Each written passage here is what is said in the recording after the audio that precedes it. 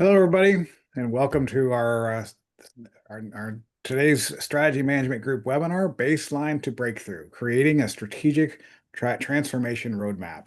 I'm David Wilsey. I'm the CEO for Strategy Management Group. I'm joined today by Howard Rome, the president and co-founder of Strategy Management Group, and Joe DiCarlo, who's senior vice president of Strategy Management Group.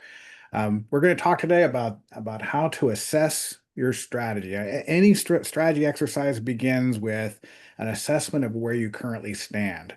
And then today we'll be talking about strategy management as a process and whether, how to better understand, what you're good at, what you're not so good at, um, and where should you be focusing your efforts in order to make improvements. If you have questions, please add them to the Q&A feature in Zoom along the way. We will get to the questions at the end. It looks like we'll have plenty of time to talk through those questions. Um, let's test it real quick before we get started. I have a question for you. Has your organization ever formally reviewed your approach to strategy management? Just yes or no, or if you want to jot a little note, and we'll see if this is working. Have you ever, as an organization, assessed your current approach to strategy management? I'm assuming with our audience, I'm looking over the names. I see a lot of names I know. With our audience, there's going to be a lot of yeses. But I'm guessing there's going to be a few folks that have never approached this in a more formal fashion. All right, I do see a few y'all, but the people who are jumping in quickly are saying yes. Okay, so this is not new. We all know that we need to approach strategy in a more disciplined manner than a lot of people do, right? We want to make sure that we're thinking through this using best practices. All right, so before I hand things over to Joe, who's going to tell you about our new update to the strategy management maturity assessment, I thought I'd tell us a little bit about ourselves. Again, I'm David Wilsey. I'm the CEO. I've been doing this for 20 years now, helping organizations with strategy. This slide, by the way, talks about the creators of strategy management maturity assessment. There's actually more to that story than I thought we'll tell you a little bit about. The original idea, I'm pretty sure, was Paul Arvison's. He was the one of the co-founders of Balanced Scorecard Institute back in the day. And I think in 2008, maybe 2009, he came to us and came to Howard and I and the rest of the team. And he said, "I've got this great idea. The CRM world and some of these IT folks are using these maturity models to assess where you stand on a particular process. We should do this for strategy management." And so, Howard took that idea, and the rest of us took that idea and ran with it, and created the original version of the strategy management maturity assessment back then, 2008, 9, 10, 11. It was an ongoing process. And then ever since then, Joe DiCarlo has been implementing this with one client after another. And so he came to us about a year ago and said, "Look, we need to update this. Let's revamp it and make it a little more comprehensive than the original version of that." And so what he's going to talk through with you today will expand on the original idea of having a maturity model.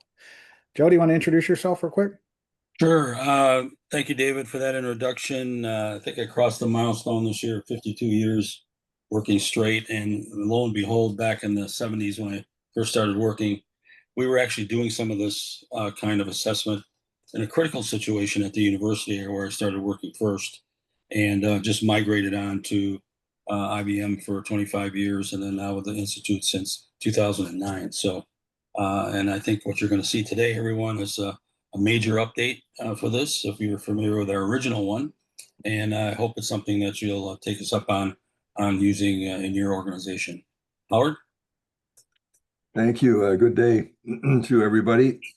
I'm Howard Rome, and my experience also is based on 50 plus years of systems engineering and working with organizations around the world. I think now we're up to about 500 organizations and somewhere close to 20,000 folks who have been trained in one of the courses of the Balanced Scorecard Institute and the Strategy Management Group.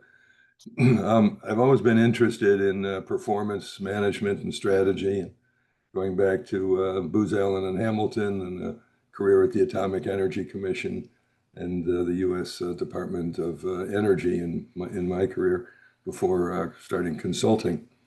So I'll give you some ideas on a little bit on the history and the context of this, and I think we're ready for the next slide, David.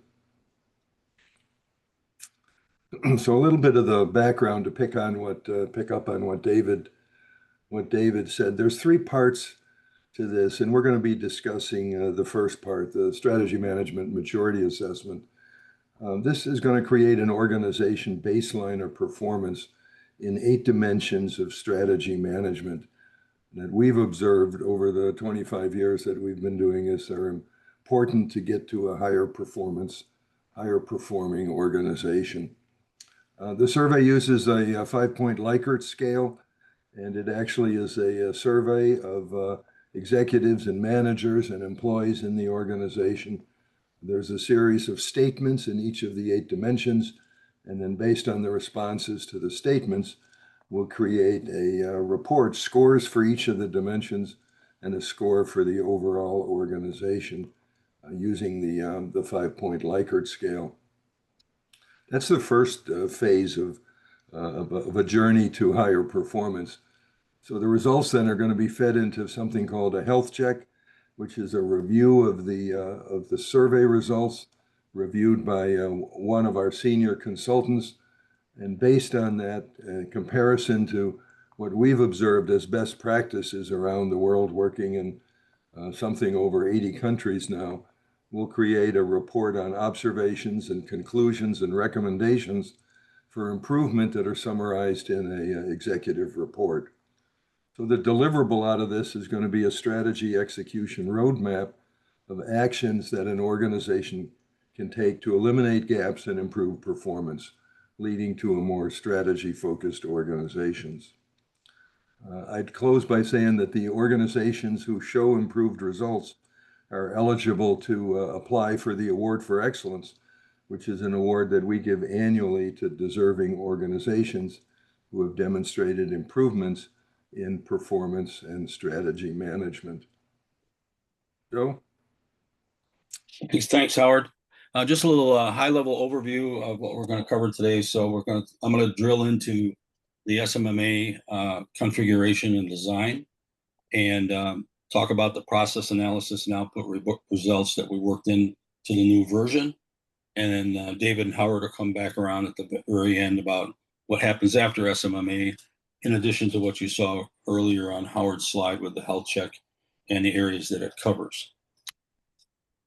The way I like to categorize this SMMA, this new one, is those of you that use the original one, I make the analogy that the original one was kind of like 100,000-foot level over the organization.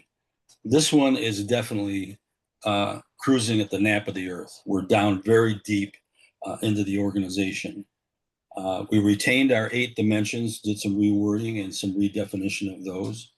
That's basically based on the 28 plus years between Howard, David, and I, and the rest of the consultants and SMG BSI have learned about what it takes to have a successful organization and what level of maturity each of the sectors, as we'll see, or segments, have to be at in order to have a high-performing organization. We restructured the maturity level labels a little bit, not too much from the original one.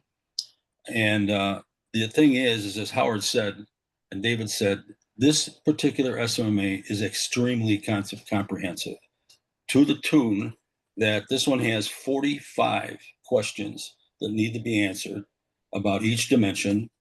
And also, as Howard said, it's on a 5-point Likert scale. Everything from strongly disagree to agree and a middle point. But the other thing we designed into this was the option of an answer to the question. When a respondent is taking it, the assessment, he or she may look at it and will say, I don't really know that our organization does this. So instead of forcing them to select something on the Likert scale, we said you can select does not apply. That sends a big message in the final analysis. If an organization has out of 45 questions, if an organization comes away from this assessment with an abundance of questions saying it doesn't apply, that it reveals a serious problem from the beginning. And the other thing we added to this one was the ability for the respondents to make comments. Why did you select that particular Likert scale selection? And also it could be, why did you select, doesn't apply? I mean, it could be very insightful for the client when they get this back. So there's actually 3 levels of assessment going on here, 3 levels of responses that we didn't have in the first version going forward. The other thing is that we are also putting into play our consultants who have the expertise in a lot of these areas as a summary report for the organization that consists of the overall score, the scores by dimension, and the levels of maturity that they have, and then it'll be backed up by recommendations just based on this SMMA about where the organization may want to put their focus and invest their resources to get the gaps closed between 1 and 5. Because I'm sure there's nobody on this call that wants to be a 1 or even a 2. I mean, everybody wants to be 5. And then we have to give you advice about how to get from a 2 to a 3 or get from a 3 to a 4. Very basic, not much change from what was in SMMA, a little bit different, some things a little bit different in here that you would see. For things like strategic thinking and planning, we're introducing the requirement for scenario planning and risk assessment.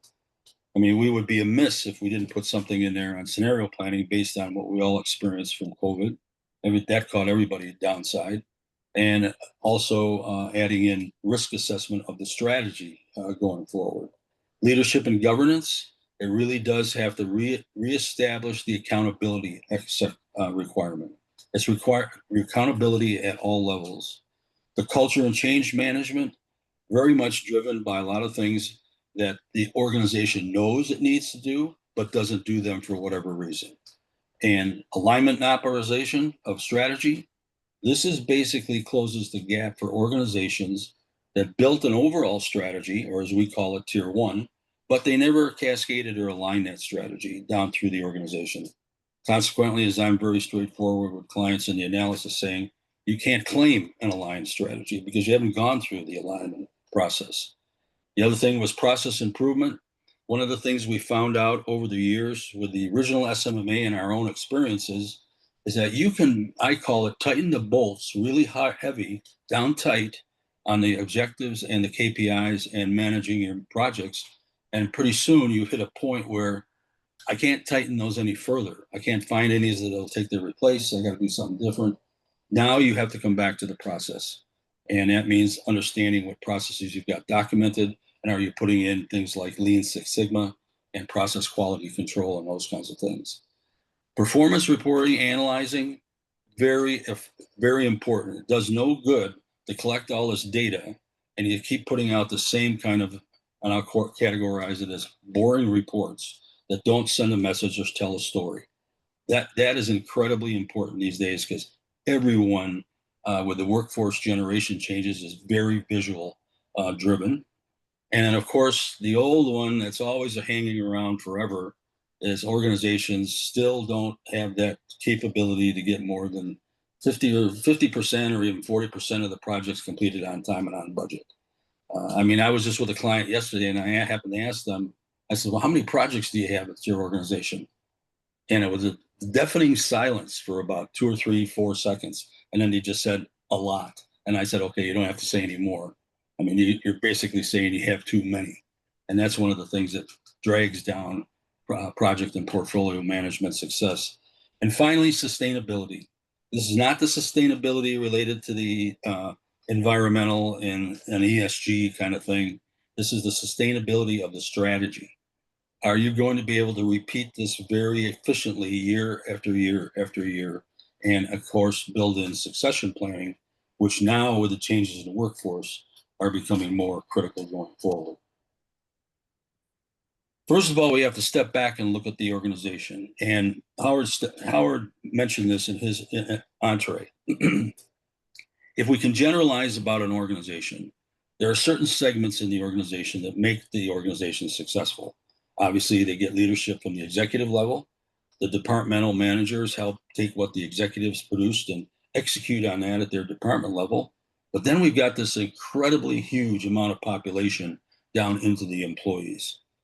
And what you want to use SMMA for, which we've had several clients do this across their entire organization, is look at the segments individually, get a score back by those segments, and combine it into the final score for the organization.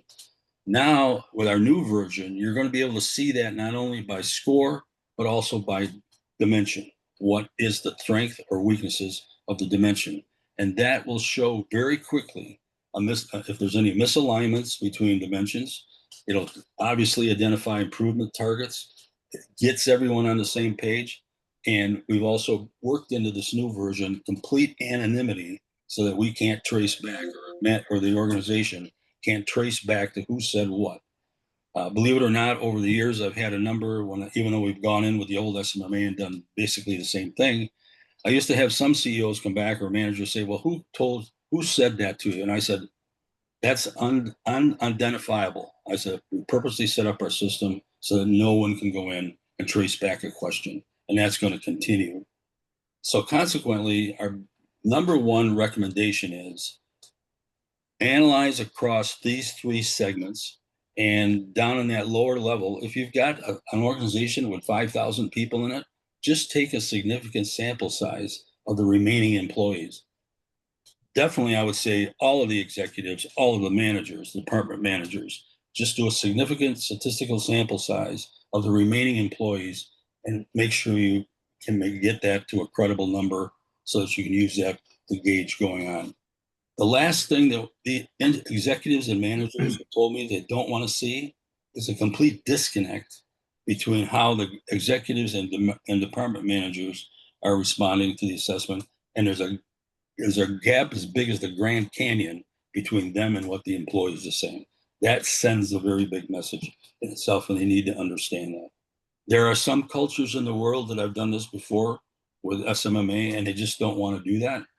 And I'm just saying, look, anonymity is in play. Why don't you want to face the music, so to speak, as to what they might be saying?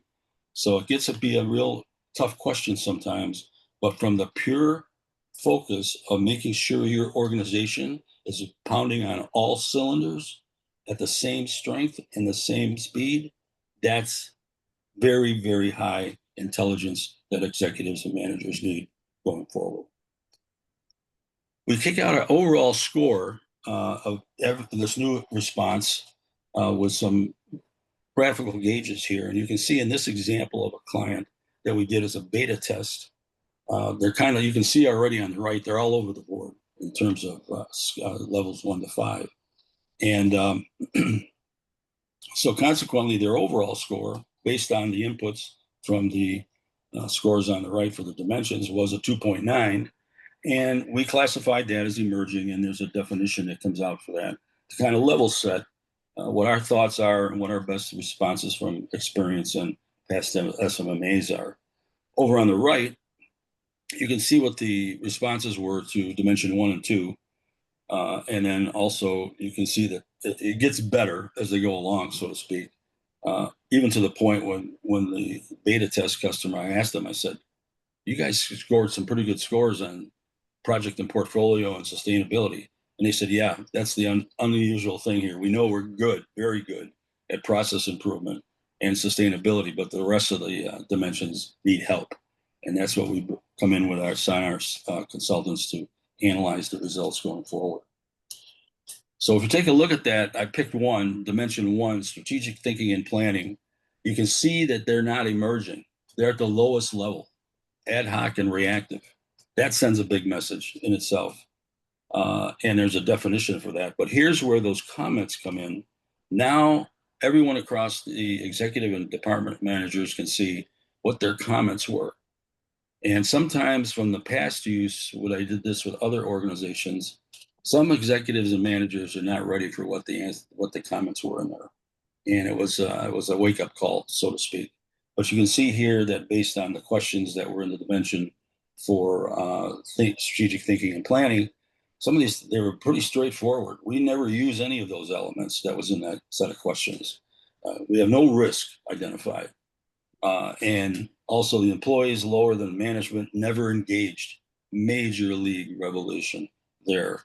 We turn all that content response over to the consultants that are assigned to this, the particular SMMA that we're working on, and they go through a review and report, and based on their experiences, our knowledge base over 28 years, and their experiences, our experiences, it's pretty collaborative that what goes on here in the background, so that the client can see the results of the report will have the best thinking going forward. We plot all of these responses by dimensions on a matrix, so that at a glance, now the organization can see exactly where they are. And again, this whole analysis from the consultant side is typically, and this is the questions that most have asked in the past with executives and managers, is how do I get from a level 1 to a level 6 or level 5? Well, first of all, you have to remove the fact that you can do that in one fell swoop. You can't, because there's a lot of things built into what goes on in those levels. So the thing is, we have to work with focusing them on working from level 1 to 2, or in this case, a 2 to 3, 3 to 4. And of course, they didn't have any fives here, but they all want to be 5, but it takes time. And in this case, this recommendation was we got to fix the foundational things first. And the foundational things are that leadership and governance, and also the strategic thinking and planning going forward. So we set about designing a report with a recommended set of steps that can get you there going forward. We come back with a report, and this report is really thinking about, what's the real problem here? And these are some of the things that we can eke out of from our assessments and also from our experience, is that, you can see the strategies include some assessments and analysis, but not applied systematically. I mean, there's no integration. You have too many measures, none of them meaningful. You've got things like they're confined to senior leadership, with limited cross-functional and employee involvement. That's a big one. That is a death blow to a implemented strategy successful. And then we come through with a set of recommended steps. In this case, for one, we said formalize the process, refine your mission vision, update your SWOT, and investigate scenario, and for foresight planning to broaden your analysis, and so forth as you go through here. And then that usually sets up designing of a process flow contract that says, here's what we're going to do to work on these things together to make sure that your organization can work their way up into the SMMA final results. David? All right, thanks, Joe. So what Joe is outlining is really step 1 in this process, as Howard outlined at the beginning. Step 2 is where we have a consultant come in and actually talk through your results with you, and talk through, how do you, where are some of the gaps that the experienced consultant sees. The SMMA being more of the mechanical step, where we had talked to your employees, and then step 2 being more of a consultant based conversation. What are you aiming for? What we're trying to do is make sure that you're setting a baseline, understanding where the gaps are. There's a lot of moving pieces in strategy management. So how do you know where to focus? You want to make sure that you're focusing on the areas that need the most attention. You're engaging leadership. You're trying to articulate what we need to do to get better in terms of long-term success, and then make sure that we have some focus for our change efforts as well. And then if you're really good at this, a lot of our clients want the bragging rights to come back later after they've made all these improvements and apply for our award for excellence. This is an award that we give to organizations that are excellent at strategy management. They have proven that they are doing all the right things, and that they are achieving breakthrough results through better management of strategy. There's process elements here. There are alignment elements. they're taking all the right steps. And once in a while we have somebody who says, I want to go for this award, and they don't quite get there. And, we work with them to try to help them improve their efforts. But if you want the bragging rights, this is a great path to go down. All right. So, any questions? We do have some time. It looks like we have some time for questions.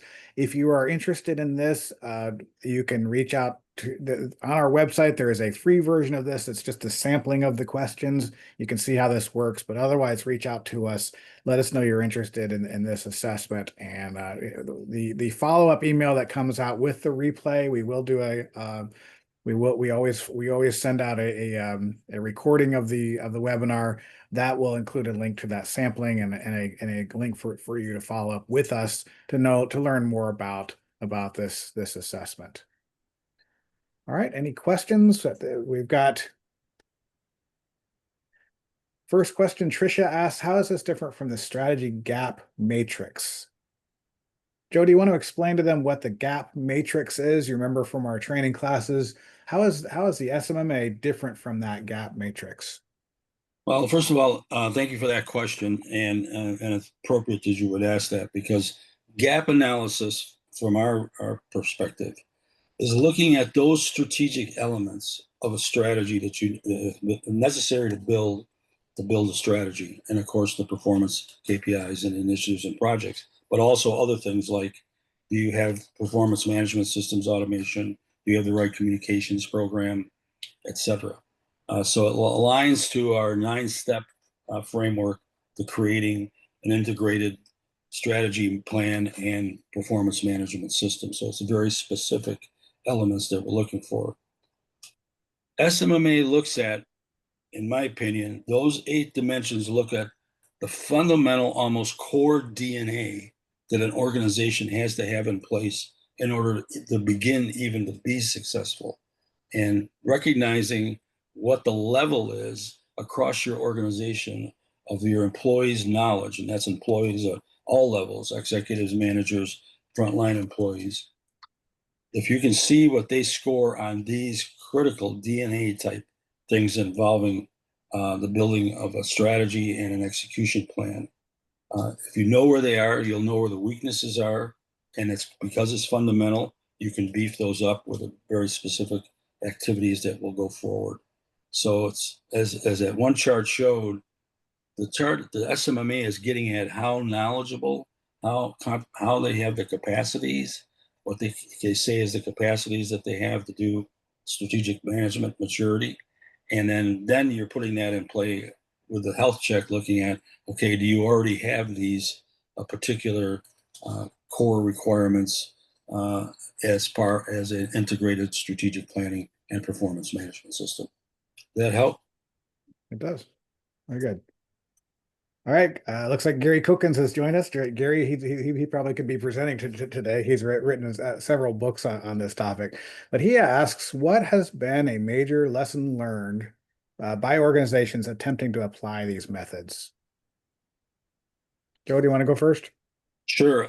Gary, it goes back to something I said in my presentation, is that when organizations approach us about, and I'm going to take past experiences from the old SMMA as well, when organizations have approached us about doing this maturity assessment, and we start talking about things like segmentation by the employee groups, again, executives, managers, and employees, and then also looking at how the organization is working as a whole on their strategy. I'll raise the question. I said, okay, do you want to find out what the employees are really saying? And Gary, the unfortunate hesitation answer many of them give is, no, we only want what the executives and the managers want. And I'm a little persistent in this based on the number of years I worked with the first SMMA, saying, look, I said, you've already made your statement about your strategy. If this is how you created your strategy from the executives and the managers, are you sure that the employees have bought in or not, or they're knowledgeable of it?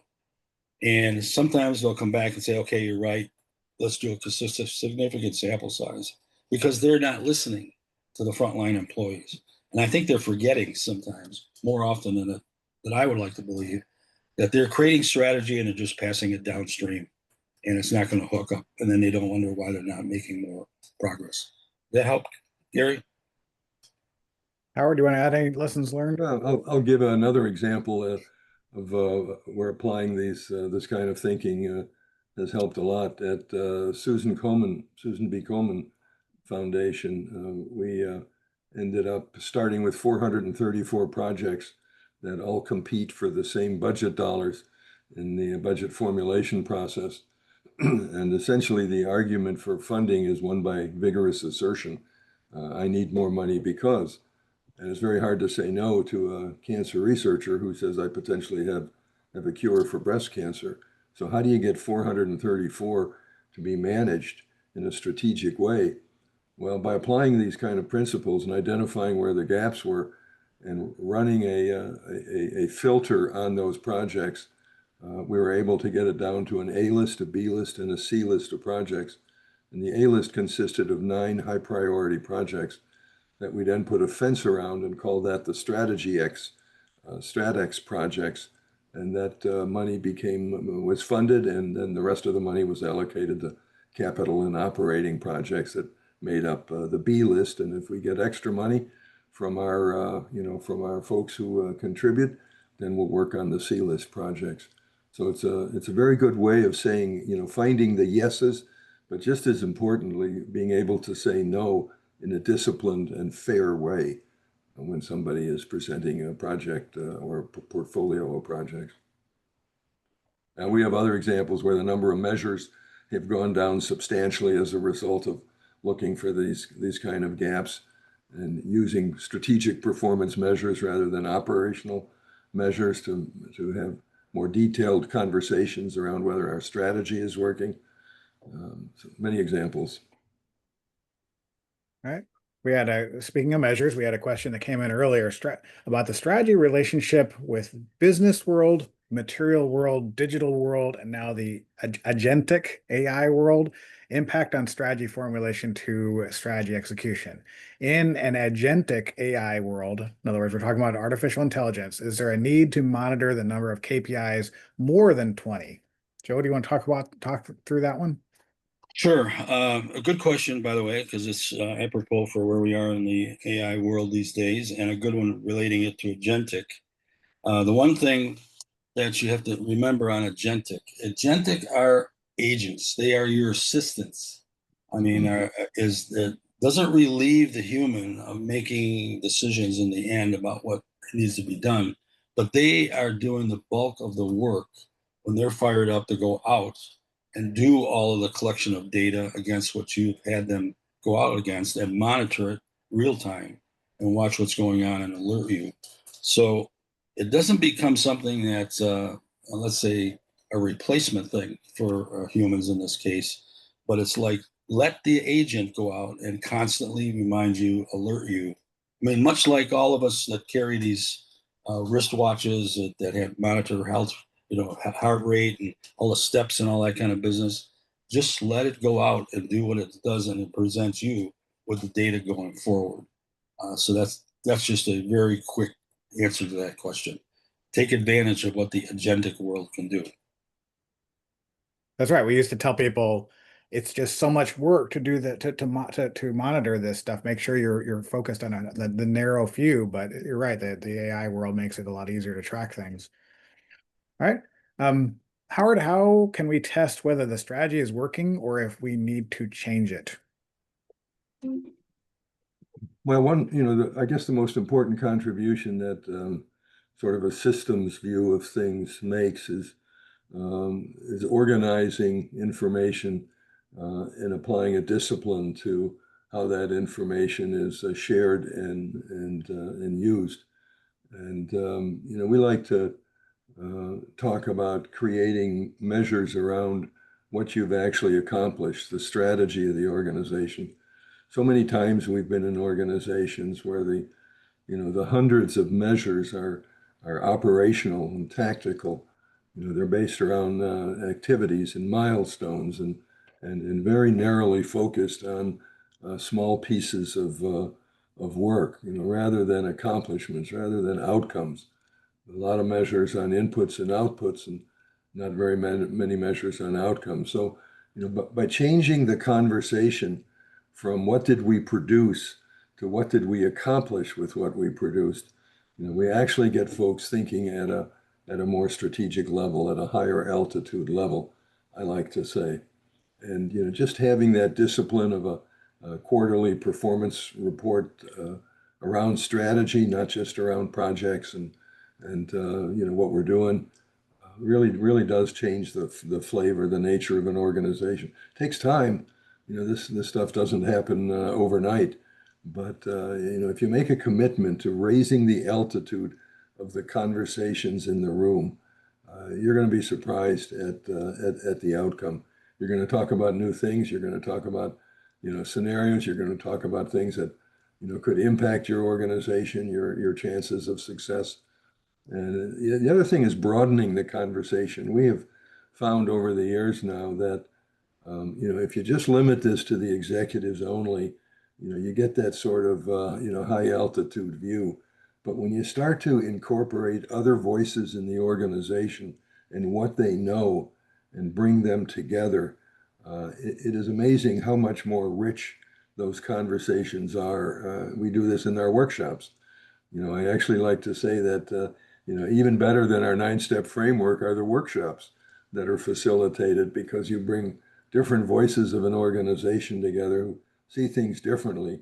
And it's that synergy that gets people thinking about how the work that I do contributes to the greater good of the organization. And once you start seeing that happen up and down the organization, I mean, you can actually see an organization transforming, to a more efficient and effective, high performance organization. It's pretty amazing to see that. And like I say, it doesn't happen overnight, but you can start to see it happening when you see how people in workshops who have never met each other come together for the greater good. Mhm. Very good. And back to the last question about the AI thing. AI might enable you to focus on a lot of things, but to Howard's point, the organization still needs to focus on the key outputs or outcomes you're trying to achieve, right? You can only impact so many things, and getting people sitting around that table to focus on the most important elements is the key to strategy, not trying to do too many things, regardless of how easy it might be with the AI enabled analytics. Joe, Andrea asks, how often should the SMMA be done? Yep. Very good. Good to see you, Andrea. Definitely, first of all, my recommendation would be to anyone that's used the original SMMA is to bring us in to do now a baseline with this new comprehensive SMMA and treat it like a baseline set of data. And then as a part of, as many of you know that have used our services in the past, we recommend quarterly reviews of your strategy across all of the tier 1, tier 2 as well. And your fourth quarter is reserved for that deep dive at the end of the year, usually more aggressive and more time involvement, to really look at the strategy to see what it needs to be changed based on the evidence that was collected during the year. And at that time, just do another version so that you can see, first of all, did you get some movement on especially those dimension scores? Everything you put in play for the current 12 months, more communications, more visuals, more dialogues, as Howard mentioned, is it sinking in so that those needles starts to change in the right direction for that. So my short answer to this is do it first as a baseline and then do it every year, maybe a smaller version. Again, you could use significant sample size so that it doesn't become a heavy weight like it did for the baseline. And then you can start to see if things are improving going forward. Good question, Andrea. Yeah. The only qualifier I would add to that is if you're actually making progress. What you don't imagine, you do the survey 2 days in a row, you're going to get the same answer, right? So the frequency will depend on whether you're actually focused on making improvements. And if you think that there's going to be a difference in the answer, then it's worth doing the assessment again. All right, Howard, we've got a question from Francisco about public services. Does this work for public services? For example, a national inspective service for public schools and universities. The short answer is absolutely. We changed the language a bit for mission and driven and not-for-profit organizations, whether they're government or quasi-government or not-for-profit. The language is different. The outcome that we look for is different. In the case of, for example, education, pupil success, right, is a measure of the outcome that we're looking for. We've done this for probably 20 different school systems around the country, and a large number of mission-driven not-for-profit organizations and a large number of government organizations in many countries. So it absolutely works universally, because you're really looking at the substance of the organization, right, through these different dimension lenses. And so we changed the language. The conversations are different. Who do we serve is different. It's not profit motivated. It's serve our members or our citizens or our students or whatever the outcome is. But the concept, the discipline is what's important here. The logic of the thinking, the connecting of the dots between elements that make up mission, vision, and strategy, excuse me, at high altitude, and projects and tactics and activities down at the ground level. It's connecting those dots in a logical way so that people don't need a supervisor to interpret the results. They can see how they connect and how they fit in and how the work that they do on a day-to-day basis connects to to the greater good. So absolutely, probably half of our business over the years has been mission-driven organizations. So it absolutely does work. All right. The next question is from Gabrielle. How would the assessment be the same for all modes of strategic plan implementations? For example, balanced scorecard approach versus project implementation approach. In other words, is the assessment the same regardless of how they're approaching strategy? Howard, do you want to go first? And then I'll Yeah, let I would say that the assessment is agnostic. It really is independent of whatever tools you're going to use to make improvements. I like to tell folks that we want to start from where we are. Some folks have a strategic plan, other folks, don't. But you can still pull out from what they do, what the descriptions are, sort of the major elements, and start arraying them by altitude, so that you start seeing, to go back to that question about the gap analysis. There's something like 20 items in that gap analysis, and you can see how they connect as you go from high altitude to low altitude. So it's really the discipline of the process that matters here. Mm-hmm. Joe, you've been doing this for many, many years. I assume most of our clients are balanced scorecard focused, but have you had a lot of them that are not, that are, you take a different approach? There have been some that are what I call the generic, and in some cases the narrative strategy narrative, hinting about what the objectives and measures and initiatives and projects could be. But when it comes down to it, and this new SMMA drills into a little bit about the existence of, do you have a PMO type function? And of course, we've got an entire dimension that folks about project management and portfolio management, and also things like an SMO, a strategy management office, that's been put in place to monitor everything that's going on with regards to the strategy, collecting the information, analyzing it, creating the dialogue sessions, the reports, and just making sure that everyone at every level that's tagged with an ownership of a particular objective are collecting the data and collaborating during these quarterly meetings that we recommend going forward.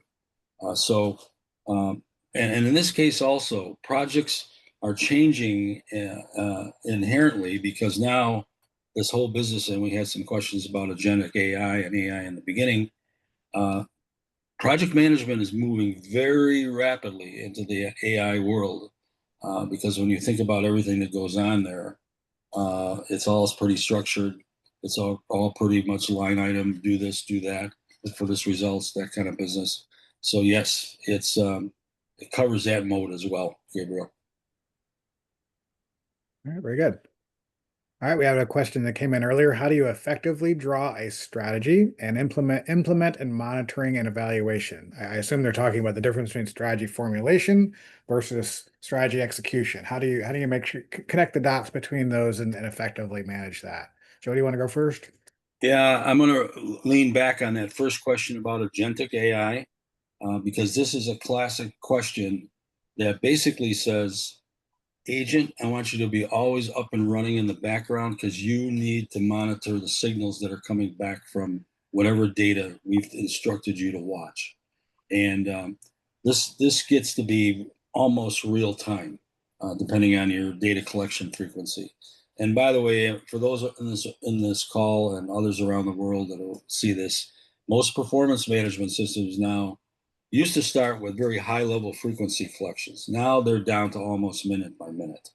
And if you have the luxury of having that kind of performance management system in place, you can turn the agents loose to watch the monitoring and make recommendations as to what should be done. And again, treat them as the assistant. They're not making the decision. They're feeding you as the owner or the executive or the manager what they're seeing, and then you have to make some action to take steps on what they recommended. Good question. Okay. Howard, do you want to add to that? Yeah, let me pick up a little bit on that.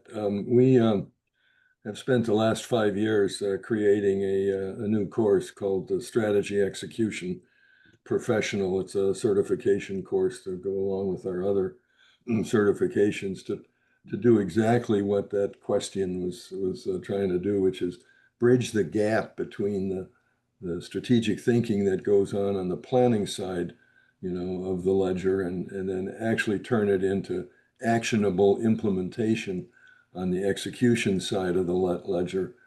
Our experience with these hundreds of companies is that a lot of folks have nice strategic plans. They look good and they're slick and they got the best graphics.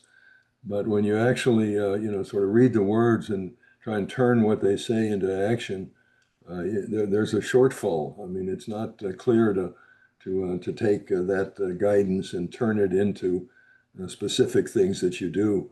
And the opposite happens also. You get a huge number of projects and tasks and activities tucked into a strategic plan, and it looks much more like a operating plan or even a tactical plan. So the strategy execution course was designed to bridge that gap. But effectively drawing the strategy and then implementing it, I mean, you have to think of it in phases. The discipline of thinking about a balanced strategic plan, that's essentially the first 6 steps of our 9-step process. And you don't have to call that a balanced scorecard. What it is a balanced way of thinking and getting from high altitude mission, vision, and values and strategy down to what we do on a day-to-day basis, down to the shop floor or down to the desktop. So, that lays that high altitude groundwork. And then the next step is to translate that into what it means for operational planning at the department or division level. So the alignment that Joe talked about, the operationalizing of your strategy is turning that strategic document into something, into the words that are used at the department and division level. That's tier 2 in our language, going from tier 1 to tier 2. So once you have those operational plans, which are connected to the strategy of the overall organization, now we can translate that into what it means for the desktop and for the shop floor. So that's the start of the process of translating strategy into work. And then on the monitoring and evaluation side of the question, you end up asking yourself, what do I need to know to get better at what we do? Right? What are the critical performance measures, the KPIs, that matter a lot to our success? Right? And most folks that we've worked with over the years, the performance measurement exercise is, let's get a dozen people and sit around the table and ask the question, what should we measure? That's the wrong question. The logic should go like this. What are we trying to accomplish? How will we know success when we see it? And then what measures do we need to track our progress along the way? So it's a 3-step question, not a 1-step question. And a lot of folks make that mistake on the evaluation. But once you have the balanced strategic plan and the operationalized strategies at the department level, you're in a much better position to have that KPI conversation about what are we trying to accomplish, because you've tied it to something concrete that's aligned through the organization, namely strategic objectives.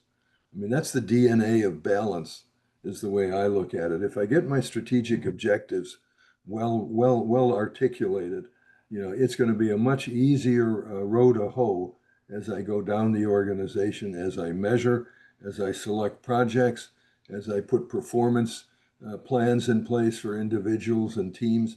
Sort of everything works a little better when you have a set of solid strategic objectives at the tier one level, and then translate that into both strategic and operational objectives at tier two. So that's the way, when I see something like how do I effectively draw a strategy, it's the strategic objectives, it's the strategy map that shows the cause effect linkages between those objectives. It tells a story of how I create value for my organization, whether it's private sector or mission driven, works for both of those kinds of organizations.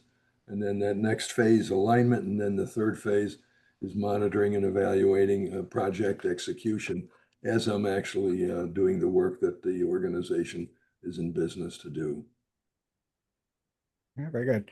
Howard, we had another question similar to the public services question earlier. This one is about state-owned companies. It's that the question is, state-owned companies have a unique challenge in managing the chaos during changes in political administrations and maintaining long-term viability.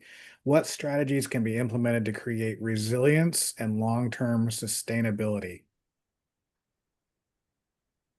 Um, that's a good one. That is an excellent question. I think the quasi-government organizations that we have worked with do go through political challenge. I mean, what we found is that sort of across all the organizations, some folks like the discipline of the strategic thinking and planning, and other leaders, political leaders, are much more ad hoc, and the decisions are much more political. What we try and do when we work with an organization like that is find people at the career level, below the political level. We've already made friends at the political level, so we're doing the work as a result of their interest in keeping this up.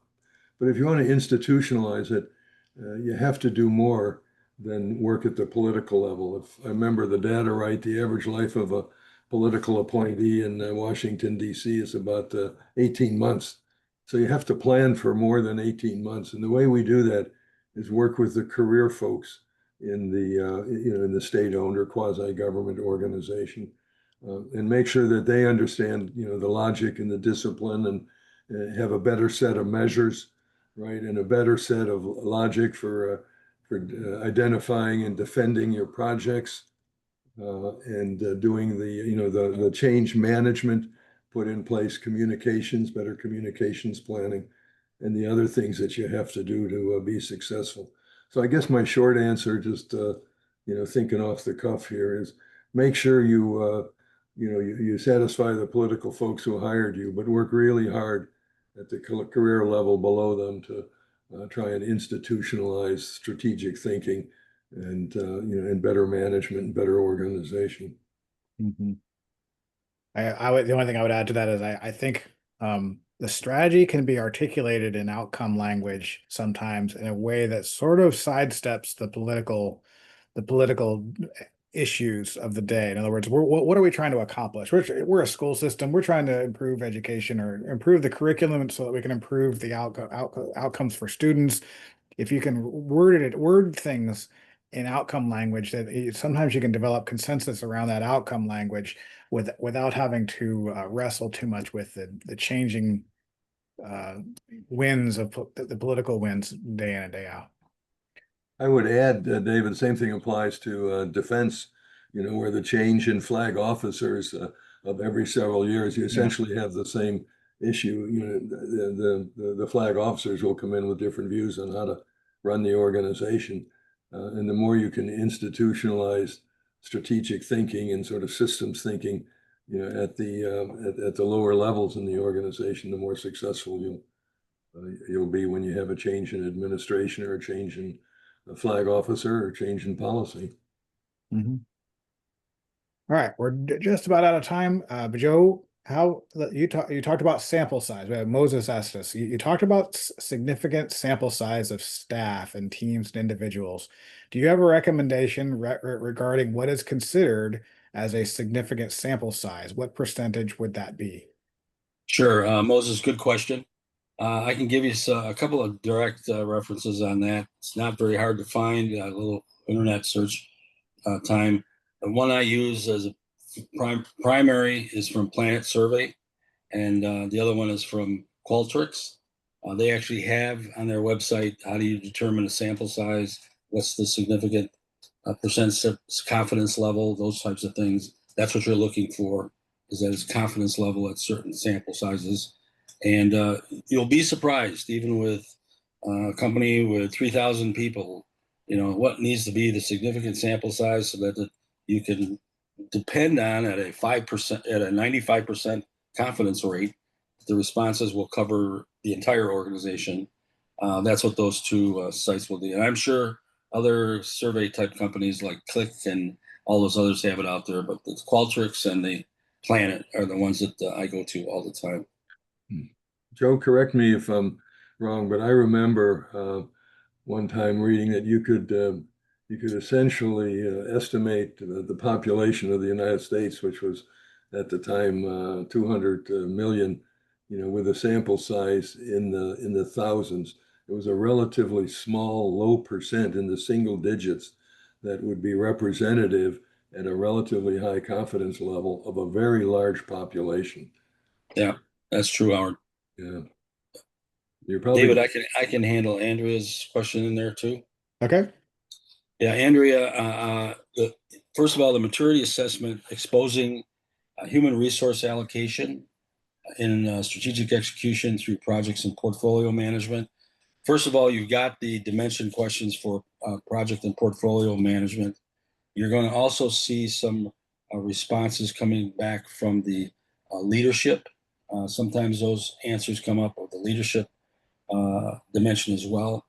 And the other thing is basically this is where the giving us comments on their responses.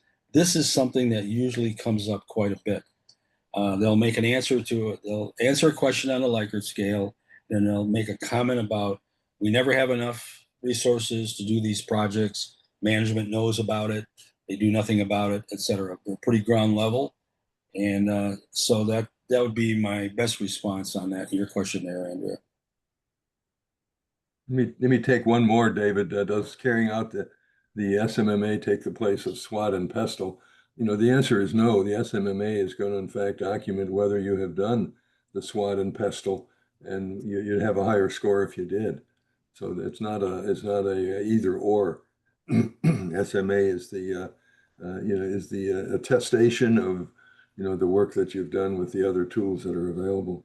And thank you, AJ Price, for the U.S. Coast Guard force design reference. I will take a look at that. All right. The questions keep coming in, but we are out of time. So thank you all so much for attending. And if you are interested, we will send out a link with the recording that will usually takes a day or two for us to put that together and send that out. There'll be a link to the sample survey, and if you're interested in following up in a more formal fashion, just let us know. But otherwise, again, thank you all. Thank you, Joe. Thank you, Howard. And we'll see you next time.